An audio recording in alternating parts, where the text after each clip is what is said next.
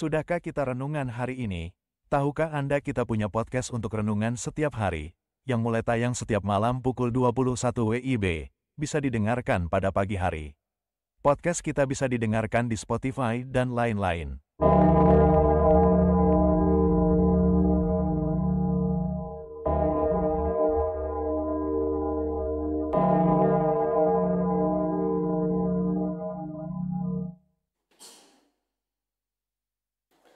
Jemaat yang dikasihi Tuhan Yesus Kristus, selamat pagi.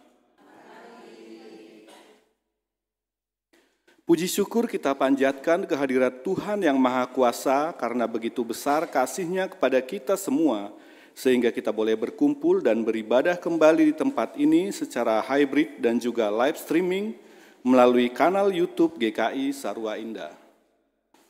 Bagi Bapak, Ibu, Saudara-saudari yang baru pertama kali mengikuti ibadah hybrid dan juga live streaming melalui kanal YouTube GKI Sarua Indah, kami mengucapkan selamat datang, selamat bergabung dalam persekutuan di GKI Sarua Indah. Pokok-pokok warta untuk hari ini adalah sebagai berikut. Kebaktian umum Minggu Perjamuan Kudus Sedunia pada pagi hari ini dilayani oleh Pendeta Christian Dewantara.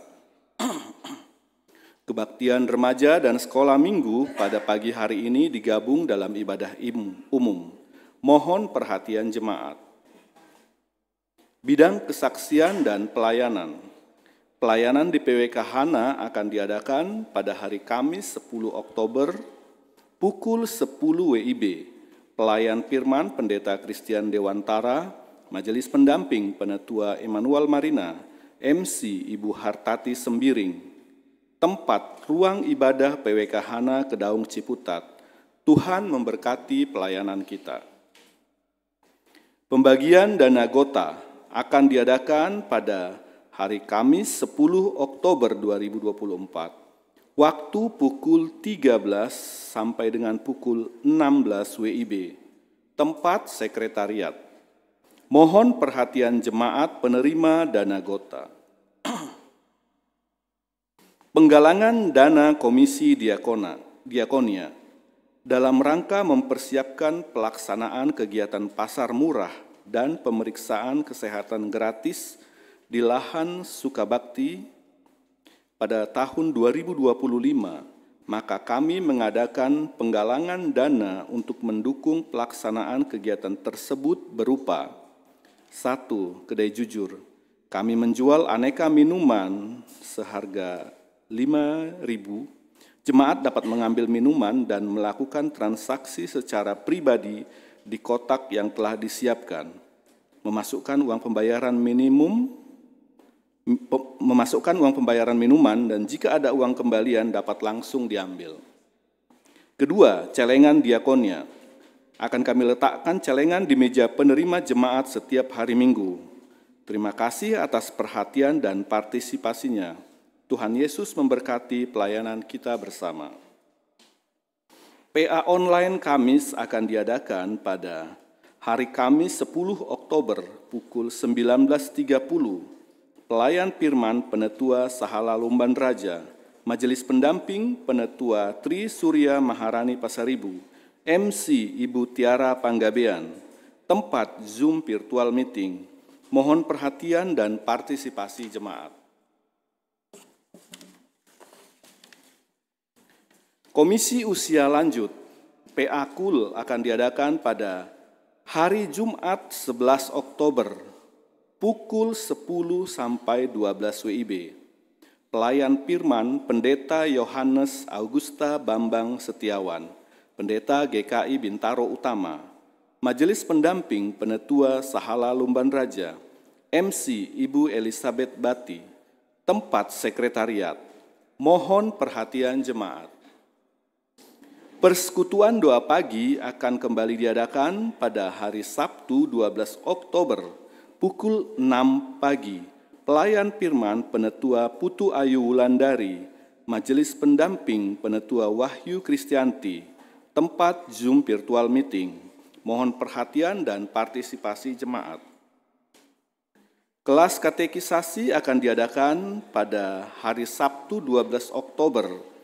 waktu pukul 16 sampai 17.30. Materi Roh Kudus dilayani oleh Pendeta Christian Dewantara. Tempat sekretariat. Mohon perhatian peserta kelas katekisasi. Peneguhan dan pemberkatan nikah dengan mengucap syukur atas kemurahan Tuhan Yesus Kristus, dan bila tidak ada keberatan yang sah, akan dilayankan peneguhan dan pemberkatan nikah atas diri Saudara Juan Gilbert Buki, anggota Jemaat GKI Sarua Indah Ciputat, Tangerang Selatan, putra dari Bapak Emil George Buki dan Ibu Juliana Magdalena Buki, dengan Saudari Iren Widyasmoro Hartanto, anggota Jemaat GKI Melur Jakarta, putri dari Bapak Laurentius Gatot Hartanto dan Ibu Mercy Santi Tamuntuan. Peneguhan dan pemberkatan nikah akan dilaksanakan pada hari Sabtu 26 Oktober pukul 8 WIB, tempat GKI Melur, dilayani oleh Pendeta Yohanes Augusta Bambang Setiawan, Pendeta GKI Bintaro Utama, dan Majelis Jemaat GKI Melur. Mohon perhatian dan dukungan doa jemaat. Demikian pokok-pokok warta untuk hari ini. Untuk lebih lengkapnya, jemaat dapat membaca di warta jemaat dalam bentuk file PDF. Segenap majelis jemaat mengucapkan, selamat beribadah, Tuhan memberkati.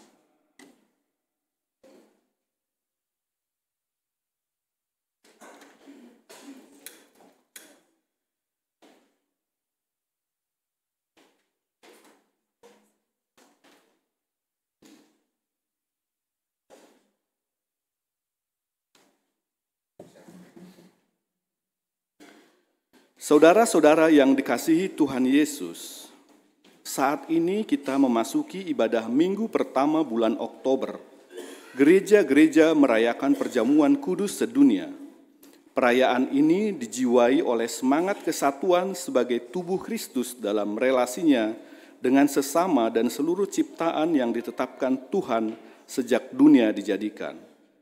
Umat berupaya menjaga, merawat dan memperjuangkan kesatuan dalam relasi yang ada, agar dapat menikmati hidup dalam berkat Tuhan, sekaligus upaya tersebut menjadi sarana untuk memuliakan nama Tuhan. Jemaat kami undang bangkit berdiri.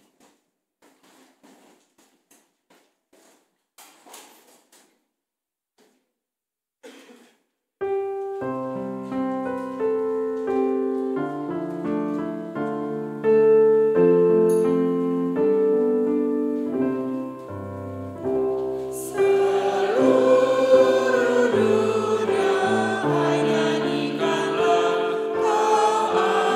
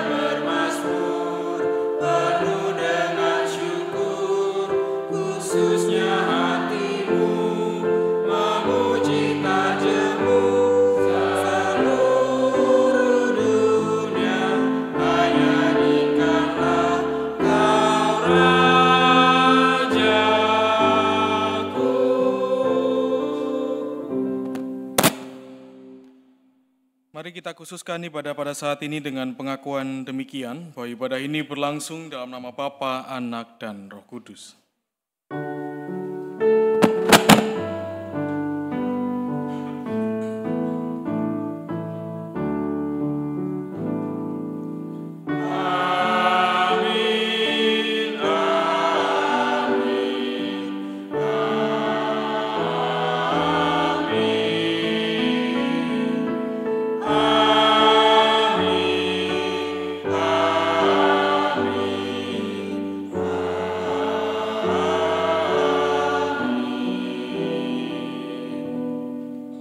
Salam sejahtera bagi saudara sekalian yang datang dalam nama Tuhan.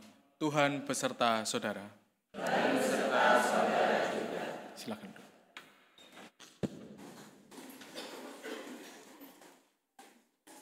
Pernikahan Kristen adalah ikatan kudus dan eksklusif. Namun pada kenyataannya, pernikahan Kristen juga diperhadapkan pada berbagai persoalan rumit. Salah satunya adalah perceraian. Pada zaman Tuhan Yesus, perceraian juga menjadi isu yang hangat diperbincangkan. Orang Farisi sengaja menanyakan hal itu untuk mencobai Yesus. Menurut pandangan orang Yahudi, perceraian diperbolehkan asalkan ada surat cerainya. Namun Yesus berkata bahwa Musa menulis hukum itu karena kekerasan hati mereka. Allah sejak semula tidak pernah merancangkan perceraian. Allah menciptakan laki-laki dan perempuan supaya keduanya bersatu. Apa yang dipersatukan Allah tidak boleh diceraikan manusia. Secara teologis, pernikahan adalah rancangan Allah yang bersifat kudus dan eksklusif. Oleh karena itu, sekalipun kerasnya hati ada pasangan yang bercerai, bukan berarti perceraian diizinkan Allah. Pernikahan Kristen tetap bersifat kudus dan eksklusif.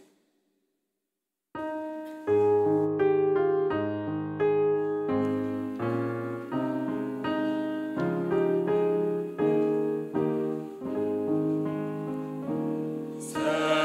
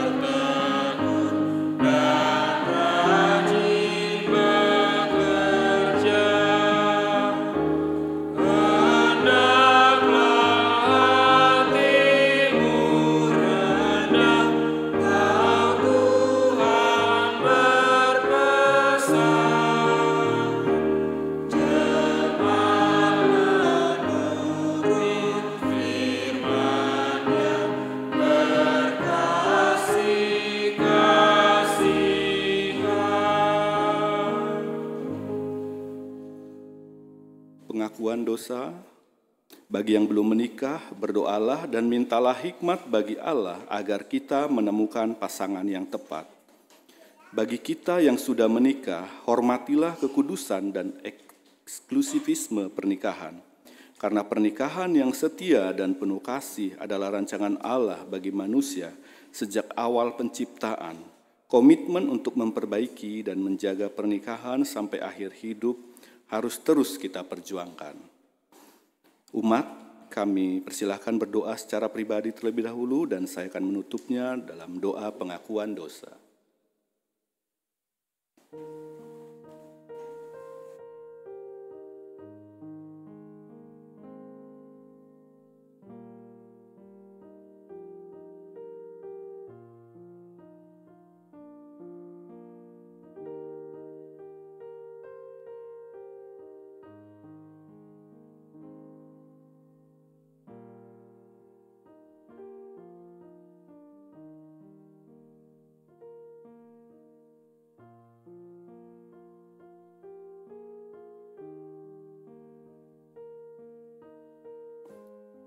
Kami mengucap syukur ya Tuhan, buat kekudusan yang telah Engkau berikan bagi kami di dalam pernikahan-pernikahan kami ya Bapa. Kami percaya ya Tuhan rancangan yang begitu sempurna telah Kau berikan di dalam pernikahan keluarga-keluarga kami ya Tuhan. Tuhan, kami memohon ampun ya Tuhan, di tengah pergumulan-pergumulan kami di dalam keluarga, kami sering melupakan Engkau ya Bapa di dalam campur tangan di dalam keluarga kami. Kami lupa akan kekudusan yang telah Kau limpahkan bagi kami ya Tuhan. Kami bersandar pada pengertian kami sendiri Tuhan, dan seringkali Bapa itu sangat jauh dari apa yang telah Engkau rancangkan bagi kami ya Tuhan. Kami mengaku dosa ya Tuhan atas begitu banyaknya dosa yang telah kami perbuat di dalam keluarga kami ya Tuhan. Bapa, saat ini ya Tuhan, kami memohon ya Tuhan, teruslah hadir ya Bapa di dalam keluarga kami ya Tuhan. Ingatkan kami untuk selalu percaya akan kekudusan yang telah Engkau limpahkan di dalam pernikahan kami ya Tuhan, agar kami terus memandang pernikahan sebagai anugerah yang telah Kau berikan bagi kami ya Tuhan. Terima kasih Tuhan, di dalam nama Tuhan Yesus Kristus kami berdoa. Amin.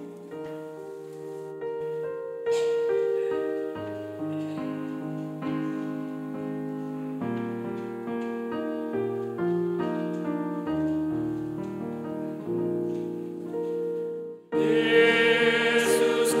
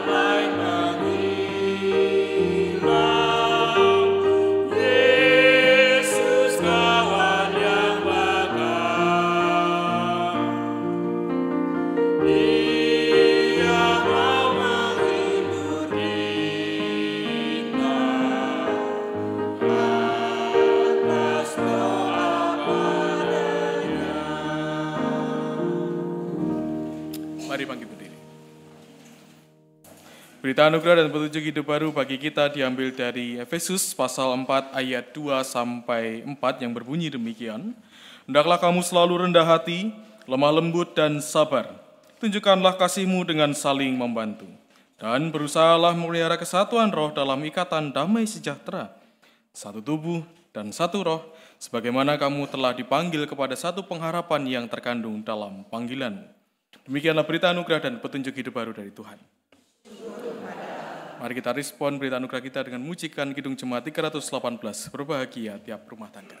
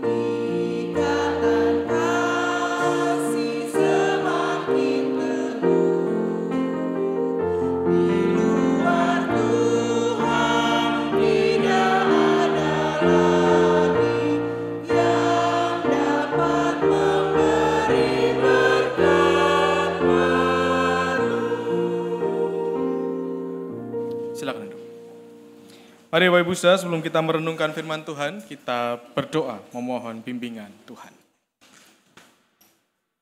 Mari berdoa. Kami bersyukur Tuhan menempatkan kami dalam setiap keluarga yang kami miliki. Walaupun dengan banyak hal yang mungkin dipandang sebagai kekurangan bagi orang lain, tetapi kami percaya bahwa dalam setiap keluarga di mana kami hadir, Tuhan punya rancangan yang maha indah untuk kami. Karena rasa syukur itu Tuhan, kami boleh senantiasa rindu untuk menggumulkan firman-Mu. Dan bila sebentar kami akan belajar firman Tuhan, bimbinglah kami, agar firman yang diberitakan dapat kami pahami dengan baik, dapat kami nyatakan, dan terlebih juga dapat kami tumbuhkan di dalam diri kami. Bimbinglah hamba-Mu yang jauh dari sempurna ini. Demi Kristus kami berdoa. Amin.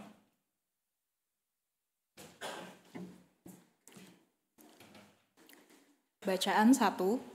Pembacaan kitab Kejadian pasal 2 ayat 18 sampai dengan ayatnya yang ke-24.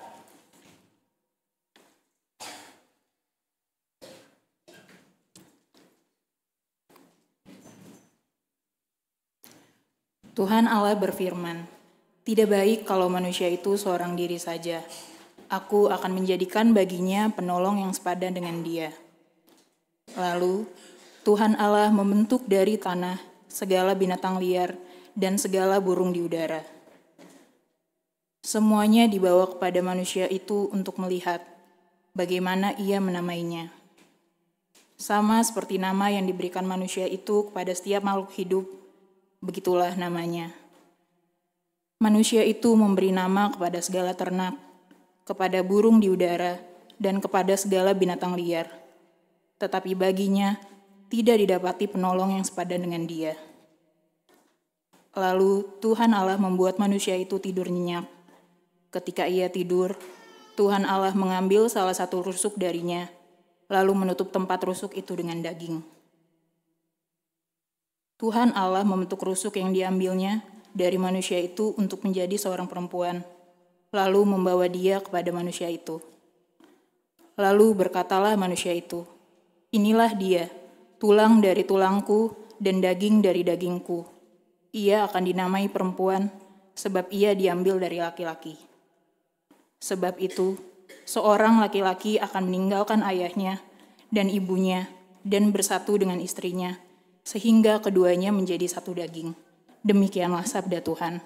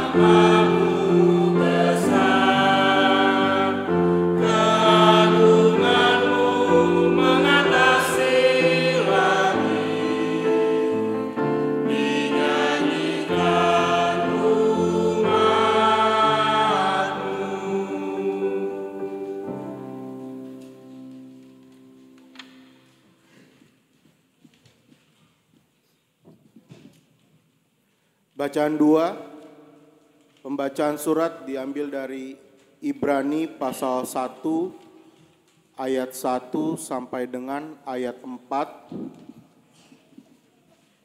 Dilanjutkan pasal 2 ayat 5 sampai dengan ayatnya yang ke-12.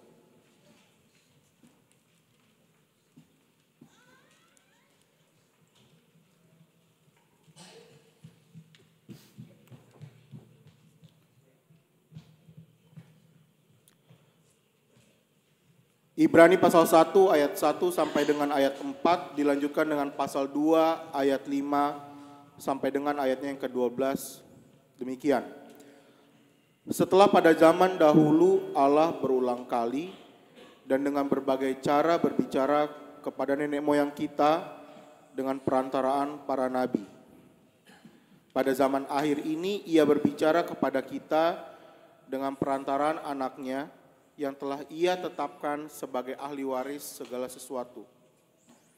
Melalui dia Allah telah menjadikan alam semesta. Dialah cahaya kemuliaan Allah dan gambar keberadaan Allah yang sesungguhnya, dan menopang segala yang ada dengan firman-Nya yang penuh kekuasaan.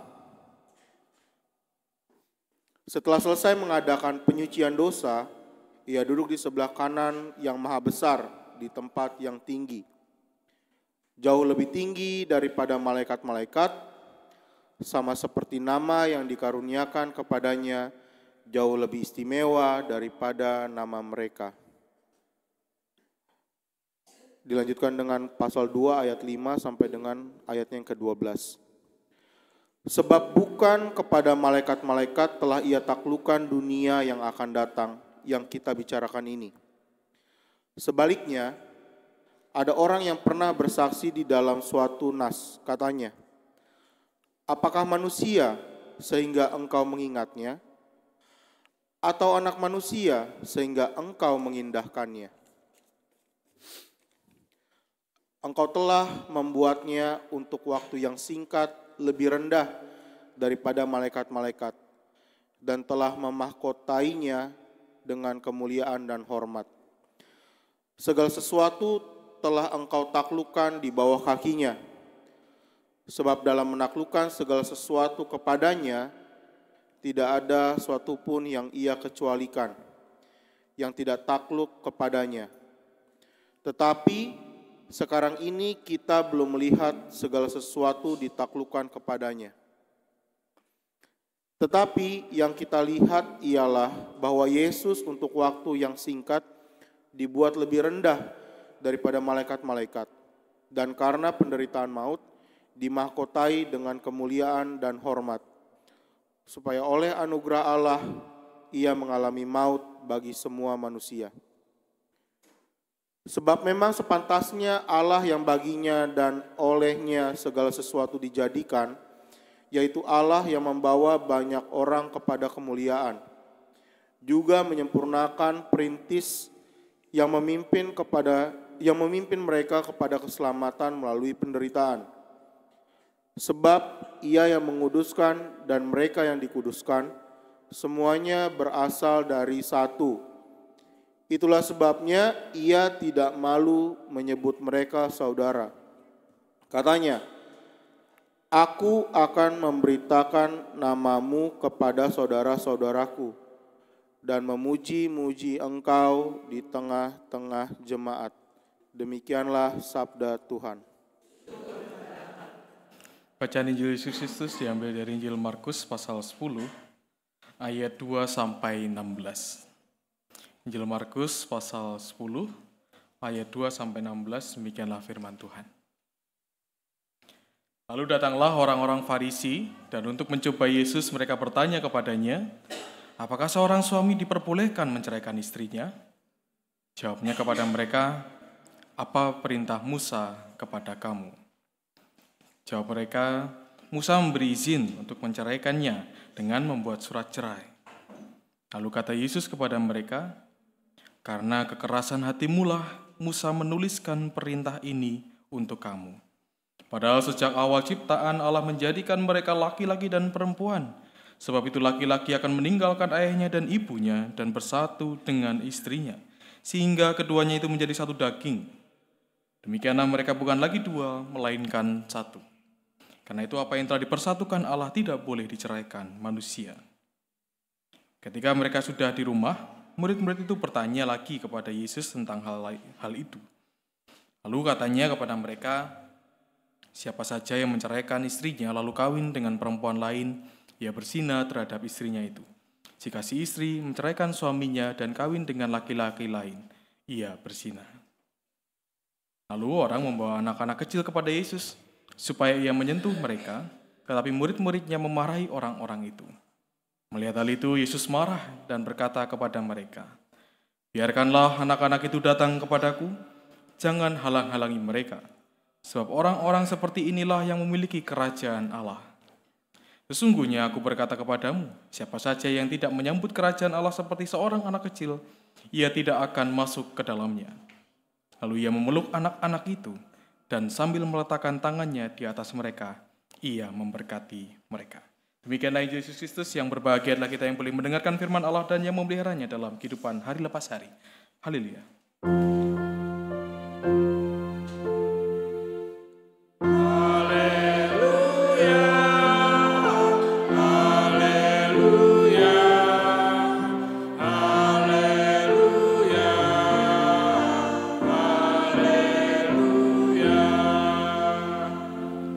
Ya, Bapak Ibu Saudara, walaupun kita tidak merayakan bulan keluarga, karena kita bergantian, seperti kita tahu, tahun ini bulan budaya, baru tahun depan kita berbicara tentang bulan keluarga, begitu ya. Tapi memang secara teks, leksionari yang kita miliki, yang dipakai banyak gereja di dunia, itu tetap berbicara tentang keluarga. Karena memang demikianlah, bulan Oktober itu menjadi bulan di mana setiap gereja menggumulkan tentang kehidupan keluarga.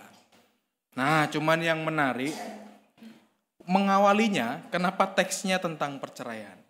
Nah, kita tidak akan membahas kasus-kasus perceraian begitu ya, tetapi mari kita belajar dari apa yang dikatakan Tuhan tentang pernikahan justru melalui hal-hal yang dilakukan oleh banyak orang Israel pada masa itu. Bapak Ibu Saudara, saya pernah melihat satu data yang cukup mencengangkan ternyata.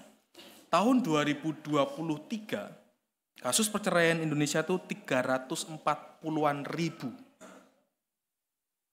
Dan 2022 lebih parah lagi, 400 ribu. Bayangkan. Jadi ternyata ini menjadi sesuatu hal yang besar begitu ya, tetapi banyak tidak dibicarakan dengan cukup begitu ya. Nah, kita melihat dalam bacaan Injil kita, ketika kisah ini dimulai ketika ada seorang Farisi datang untuk mencobai Yesus. Nah, kenapa kok kata yang dipakai mencobai Yesus? Bukan kata datang untuk bertanya kepada Yesus. Nah, kuat dugaannya adalah karena memang sedari dulu pernikahan ini menjadi sebuah hal yang pro dan kontra.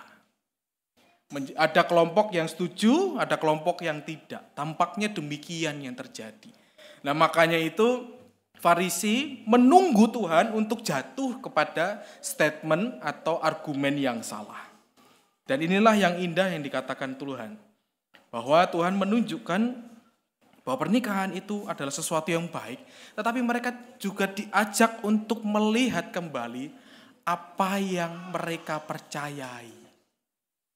Nah, Tuhan merujuk apa? Di ayat 3, jawabnya kepada mereka, apa perintah Musa kepada kamu? Nah, kita tahu bersama Bapak Ibu Saudara, hukum Taurat itu kan hukum yang sangat dihormati begitu ya oleh bangsa Israel. Nah, saya mau membacakannya. Hukumnya itu apa sih yang ditulis Musa itu?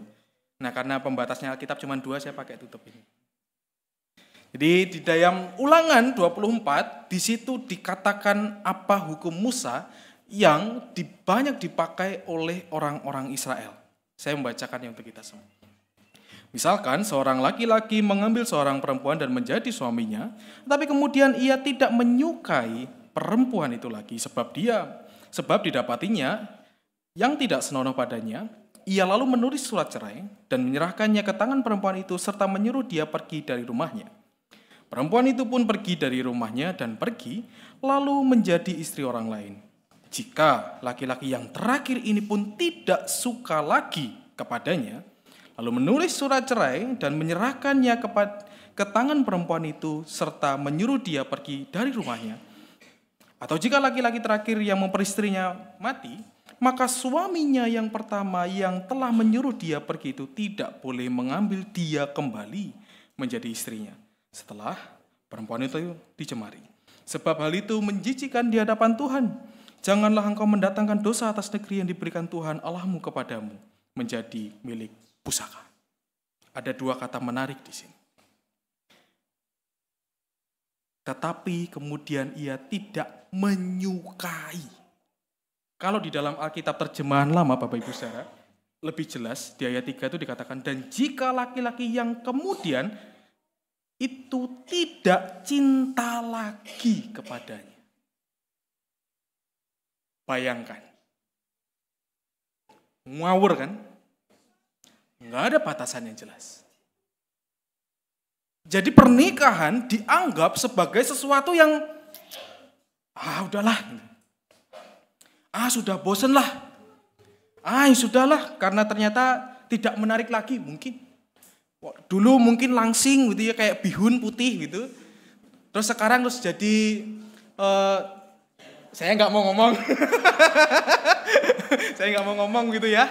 Karena jadi paguyuban 3 digit, itu berat badannya gitu. Lalu dianggap tidak menarik lagi dan orang tidak mencintai lagi.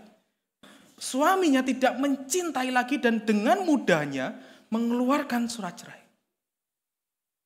Itu yang terjadi. Dan ini yang dikritik oleh Tuhan secara tidak langsung. Tapi persoalannya apa? Kebiasaan orang Israel, yang enak yang dipakai hukumnya. Yang menurut dia berat, hukumnya ditinggalkan.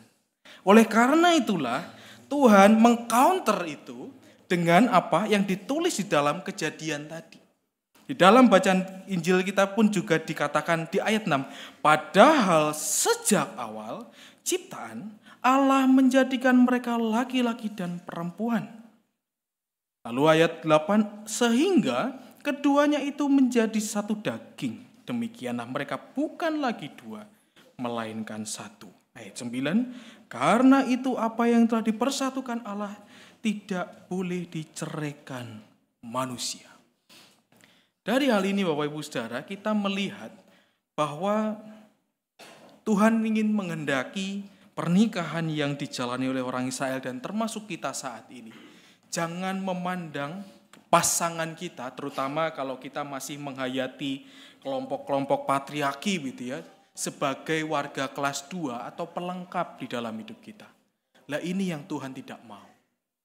Justru Tuhan menghendaki ketika kita menikah, lihatlah pasangan kita sebagai partner, sebagai sahabat, sebagai satu yang sejajar walaupun betul dengan tanggung jawab yang khas masing-masing.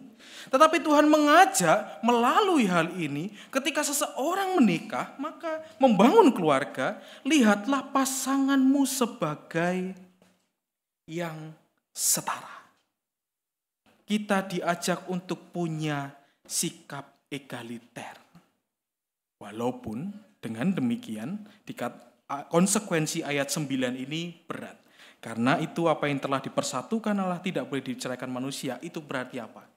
Kita tetap diminta untuk mengupayakan kehidupan keluarga kita dalam situasi baik atau buruk. Kembali lagi saya tidak akan berbicara tentang bagaimana perceraian.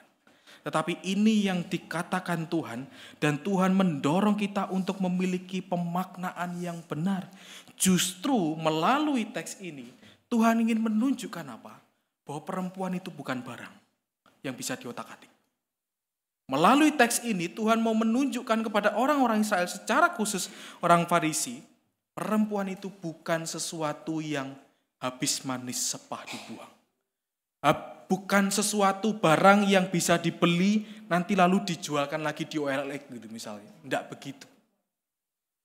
Tetapi ini adalah sebuah janji dan dengan demikian pernikahan itu adalah persekutuan kita bersama Allah dengan pasangan kita. Nah, Bapak Ibu Saudara, kita ini kadang sedikit banyak mencontoh apa yang dilakukan Israel. Kalau hukumnya berat, nanti aja gitu ya. Kalau hukumnya tidak menguntungkan kita, ya sudah nanti aja. Tapi kalau ada hal-hal yang lebih mudah untuk kita, nah kadang kita mau makai. Nah hal semacam inilah yang membuat akhirnya kesatuan dalam keluarga yang menjadi tema kita hari ini, keluarga yang memperjuangkan kesatuan lalu dianggap tidak relevan bagi dunia. Dengan angka yang cukup besar tadi yang saya katakan tadi, lalu orang menganggap seringkali, oh nggak apa-apa kok gitu ya. Bahkan karena itu tadi seperti orang Israel katakan, tidak cinta lagi. Wah, ada satu metode yang menarik sekali yang saya tahu di dalam gereja Katolik di Bandung. Ada satu pertapaan di sana, pertapaan Karmel. Jadi mereka punya retreat untuk pasangan yang hampir bercerai. Jadi mereka dimasukkan ke dalam satu gua. Ya sudah, pokoknya di situ aja berdua, dikunci dalam beberapa waktu. Jadi bayangkan Bapak Ibu Saudara, mau bercerai kan pasti panas tuh ya hatinya ya, kesel kan ya. Ngelihat itu tiap hari 24 jam. Dan banyak dari proses itu yang akhirnya tidak jadi bercerai. Nah, mungkin Bapak Ibu Saudara yang punya pengalaman itu, yang sedang bergumul dengan keluarganya boleh dicoba ke Bandung gitu ya. Jadi tidak perlu ngomong ke saya, rahasia tetap aman gitu ya.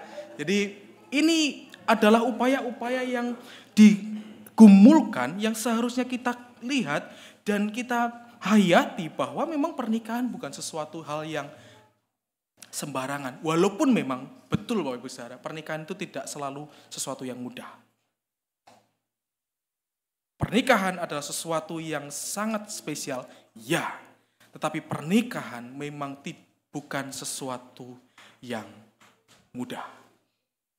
Maka dari itu perlu sikap yang tepat dalam menjalaninya. Apalagi kalau kita ditekankan pada memperjuangkan kesatuan. Maka menarik para bapak gereja yang menggumulkan tentang leksionari ini menggabungkan bacaan kita dengan apa? Yesus memberkati anak-anak. Dikatakan di dalam ayat 15, sesungguhnya aku berkata kepadamu, siapa saja yang tidak menyambut kerajaan Allah seperti seorang anak kecil, ia tidak akan masuk ke dalamnya. Apa maksudnya? Kalau Bapak Ibu Saudara sudah dikaruniai momongan, kalau Bapak Ibu Saudara sedang ribut, sedang tidak harmonis, lihatlah kepada anak-anakmu. Dan belajarlah penyelesaian konflik kepada anak-anak Bapak Ibu Saudara. Bagaimana mereka bisa dengan sukacita, apalagi anak-anak yang balita yang kita lihat lari-lari, ya sudah biarkan ya memang itu dunianya. Mereka tidak memikirkan dendam, mereka tidak memikirkan hal-hal yang buruk. Mereka hanya fokus kepada bagaimana mereka bisa bahagia. Nah, hal ini yang seharusnya kita orang-orang dewasa belajar kepada anak-anak. Bagaimana kita dalam segala konflik yang kita alami, mari kembali seperti anak kecil lagi. Untuk belajar bersukacita. Istilahnya itu sogoannya murah Bapak Ibu Saudara. Kalau anak kecil ngambek itu kan biasanya lapar tuh ya. Ya makan, oke, gitu, udah senyum lagi gitu. Nah cuman kadang kalau sudah dewasa itu sogoannya berat. Kalau transfer nilainya harus banyak gitu misalnya. Atau diajak shoppingnya harus menghabiskan beberapa uang dan sebagainya. Mari kita belajar dari anak kecil. Yang tidak lalu membawa dendam itu sepanjang hayatnya. Mari kita belajar dari anak kecil dalam hidup pernikahan kita yang tidak punya niat-niat tersembunyi. Yang tidak lalu berupaya untuk mencari untung sendiri, tapi berupaya bersama-sama menikmati dunia ini dengan ya sudah apa adanya saja. Ada yang kurang ya sudah diterima. Ada hal-hal yang kurang begini ya sudah dipercakapkan bersama. Kalaupun memang dalam keluarga kita ada hal-hal yang tidak sempurna, ada pergumulan, jangan pernah merasa hidup kita gagal. Ini penting. Kalau dalam kehidupan pribadi kita bersama dengan keluarga kita, kita merasakan gagal, dan merasa ada hal-hal yang tidak tidak lumrah gitu, tidak pada umumnya, jangan pernah merasa apa yang kita upayakan itu sia-sia. Karena sebab apa? Ketika Tuhan memberkati pernikahan kita, itu berarti Tuhan pun hadir di dalam setiap pergumulan pernikahan kita. Ketika Tuhan memperjumpakan kita dengan pasangan kita dan membuat kita hidup di dalamnya, tetapi ketika ada pergumulan-pergumulan yang hadir, datanglah kembali kepadanya. Berdoalah. Maka itu Bapak Ibu Saudara, kalau dalam persoalan pernikahanmu sedang ada waktu-waktu yang sangat melelahkan, maka apa yang dikatakan Paulus itu perlu kita gumulkan bersama. Paulus pernah mengatakan, kalau kita sedang menghadapi persoalan dengan pasangan kita, ambillah waktu sejenak. Memisahkan diri sejenak. Tetapi memisahkan dirinya bukan untuk jalan-jalan. Tetapi untuk apa? Berdoa. Paulus mengatakan itu. Kalau hidup pernikahan kita sedang dalam pergumulan, oke, ambil waktu sejenak. Tetapi itu untuk berdoa. Dan ini menarik menurut saya. Mengambil waktu, menggumulkan kembali, berdoalah minta pimpinan Tuhan dan segeralah kembali kepada pasangan. Dan itu memang tercatat di dalam Alkitab kita. Jadi Bapak Saudara, Plato pernah mengatakan, pernikahan itu memang berat. Ini Plato ya yang ngomong, bukan saya. Tetapi seberat-beratnya orang menikah, lebih berat orang yang memutuskan tidak menikah. Maksudnya apa? Kehidupan berrelasi dengan orang itu akan memberikan kita penajaman diri. Relasi akan membuat hidup kita bertumbuh. Relasi akan membuat hidup kita menjadi sesuatu hal yang akhirnya membuat kita semakin dewasa lagi. Berjumpa dengan pasangan kita, saling memperkuat, saling mengisi akan membuat hidup kita semakin indah. Dan yang lebih penting lagi, semoga di dalam itu semua kita merasakan pengenalan akan Tuhan di dalam kehidupan keluarga kita. Maka kemarin dalam Bina Pranikah yang saya isi sesinya tentang pandangan iman Kristen tentang pernikahan, saya mengatakan kepada calon mempelai begini, menikah itu cuma 3% enaknya. Bingung. Karena saya cukup panjang jedanya. Nah, yang 93% apa? Wenak. Maksudnya wenak itu apa? Di dalam itu semua kita dapat belajar banyak hal. Di dalam pernikahan kita banyak sekali yang kita pelajari. Dan biarlah di dalam pergumulan, dalam persoalan yang kita hadapi bersama dengan keluarga kita tetap percaya pada pertolongan Tuhan. Di dalam segala hal yang kita kerjakan bersama dengan Allah, marilah kita terus memuliakan Tuhan. Dengan demikian, keluarga yang memperjuangkan kesatuan bukan hanya sesuatu yang klise, bukan hanya sesuatu hal yang nun jauh di sana, tetapi benar-benar kita upayakan. Kalaupun tidak, bagaimana Pak Pendeta? Percayalah bahwa itu semua Tuhan izinkan di dalam hidupmu untuk sesuatu hal yang mungkin saja untuk kebaikanmu juga. Tuhan berkati.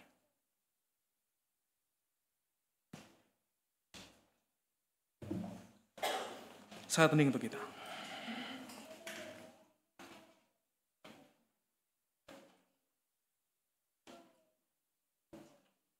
Kita akan mendengarkan persembahan pujian dari Paduan Suara Eklesia dengan judul lagu Akulah Roti Hidup.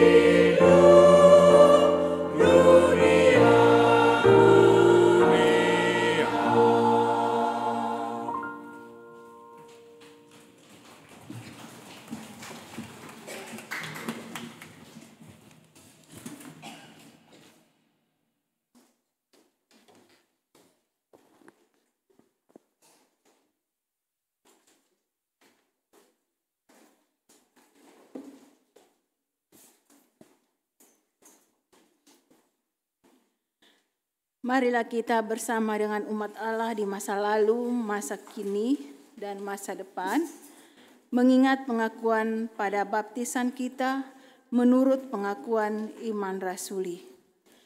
Aku percaya kepada Allah, Bapa yang Maha Kuasa, Khalik langit dan bumi, dan kepada Yesus Kristus, Anaknya yang tunggal Tuhan kita, yang dikandung dari Roh Kudus, lahir dari anak darah Maria, yang menderita sengsara di bawah pemerintahan Pontius Pilatus, disalibkan, mati dan dikuburkan, turun ke dalam kerajaan maut.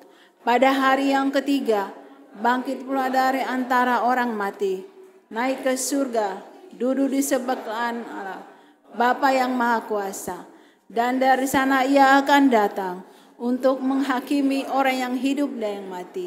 Aku percaya kepada Roh Kudus, gereja yang kudus dan am, persekutuan orang kudus, pengampunan dosa, kebangkitan orang mati, dan hidup yang kekal.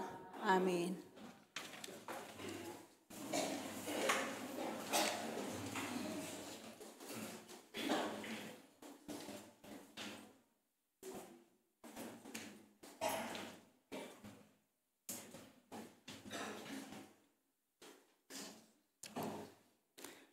Jemaat yang dikasihi Tuhan, mari kita bersatu di dalam doa. Tuhan Allah Bapa yang Maha Baik, kami bersyukur untuk kasih Tuhan yang tidak pernah berkesudahan untuk gerejamu GKI Sarwa Indah. Terima kasih untuk pemeliharaanmu. Pada saat ini kami juga bersyukur Tuhan untuk sekolah Nusa Indah yang boleh kami pakai untuk beribadah. Untuk sekretariat yang boleh ada, kami juga terima kasih Tuhan, sehingga kami boleh melakukan setiap kegiatan kami. Kami bersyukur Tuhan. Bapa yang Maha Kasih, jemaat-Mu di tempat ini juga bersyukur Tuhan untuk hibah yang telah selesai dan BPHTB-nya 0 Tuhan. Terima kasih untuk ini Tuhan. Tuhan, kami mohon berkati untuk perencanaan selanjutnya. Berkati panitia yang ada, berikan kesatuan hati untuk pendekatan dengan warga sekitar. Di dalam nama Tuhan Yesus, kami memohon. Kami melanjutkan syafaat kami bersyukur untuk saudara kami Tuhan yang dalam minggu ini berulang tahun. Kami berdoa untuk Ibu Kristiana Eni, Ibu Marina Siboya, Saudara Oki Willy Kurnia, Ibu Oktavian Santi Lape, Ibu Heni Ariana Siregar, dan Bapak Arya Jubilium Siagian. Kami bersyukur untuk saudara kami yang dalam minggu ini merasakan pertambahan usianya. Berkatilah mereka dan sertai dalam kehidupannya, dalam segala pergumulan yang dia hadapi. Namun yang terlebih penting Tuhan, biarlah saudara kami yang dalam pertambahan usianya boleh benar-benar merasakan penyertaan dan kasih Tuhan. Dan dalam hidupnya mereka boleh memuliakan nama-Mu dan menjalani hidup seturut dengan kehendak Tuhan. Kami juga tak lupa berdoa untuk saudara kami yang masih di dalam kelemahan tubuh. Kami berdoa untuk Ibu Mami Palon, kami berdoa untuk Ibu Hana Panjaitan, kami berdoa untuk Bapak RC Siagian, Bapak Rudi Pasaribu, Ibu Lusina Limbong Sagala, Bapak Hotmantua Utapea, Oma Sarajai Sumadi, Ibu Irna Kurniarini Siadari, Bapak Rafles Simamora, Bapak Chandra Gunawan, Ibu Yulia Kristianti, Bapak Wahyu Hidayat, Ibu Yohana Triani, Ibu Maria Magdalena, dan juga Ibu Tambunan. Pun juga saudara kami yang lain yang dalam kelemahan tubuh, Tuhan kiranya berkati kesehatan mereka, kekuatan mereka, sehingga dalam memperjuangkan pemulihannya mereka boleh terus bersandar kepada Tuhan. Berkati segala upaya yang mereka lakukan bersama dengan tim dokter, kiranya itu semua boleh menjadi perpanjangan tangan Tuhan bagi saudara kami. Kami juga menyerahkan segenap jemaat dan simpatisan yang bergereja bersama dengan kami.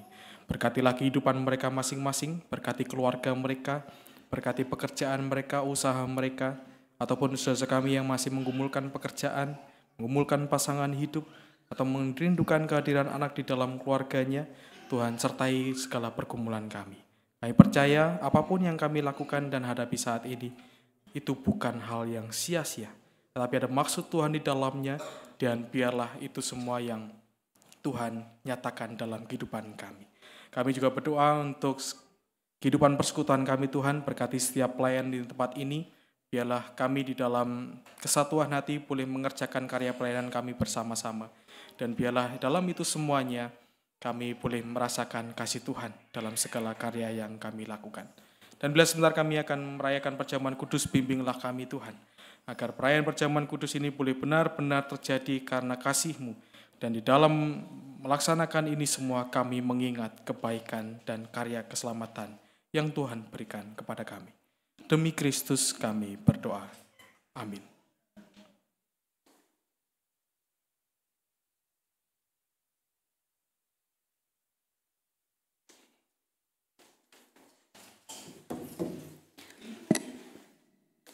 Persembahan yang sejati adalah kehidupan kita sendiri. Oleh sebab itu, mari kita berikan hidup kita sepenuhnya untuk kemuliaan-Nya. Seraya mengingat akan firman-Nya dalam 1 Tawarik pasal 29 ayat 17a. Aku tahu ya Allahku, bahwa Engkaulah yang menguji hati dan berkenan pada ketulusan. Aku mempersembahkan semuanya itu dengan sukarela dan tulus ikhlas. Sambil memberikan persembahan, kita nyanyikan Kidung Jemaat nomor 289, bait 7-9, Tuhan Pencipta Semesta.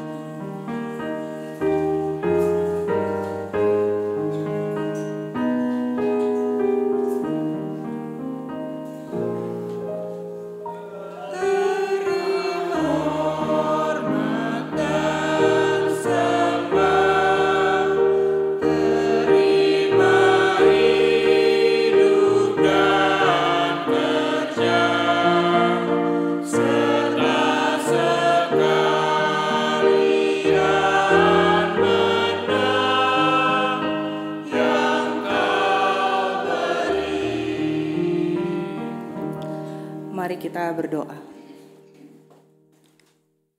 Ya Tuhan Bapa kami yang di surga, kami datang kepadamu dengan hati penuh syukur atas anugerah-Mu yang besar dalam hidup kami, terutama atas keluarga yang telah Kau berikan. Kami bersyukur karena Engkau telah mempersatukan kami dalam satu keluarga, dan kami ingin selalu memperjuangkan kesatuan yang Engkau kehendaki. Saat ini kami membawa persembahan kami ke hadirat-Mu. Kami sadar bahwa segala berkat yang kami terima datang dari-Mu. Terimalah persembahan ini sebagai ungkapan syukur kami atas penyertaan-Mu di dalam kehidupan kami. Berkatilah persembahan ini agar dapat digunakan hanya untuk kemuliaan nama-Mu. Kami berdoa di dalam nama Tuhan Yesus Kristus. Amin. Jemaat dipersilakan duduk kembali.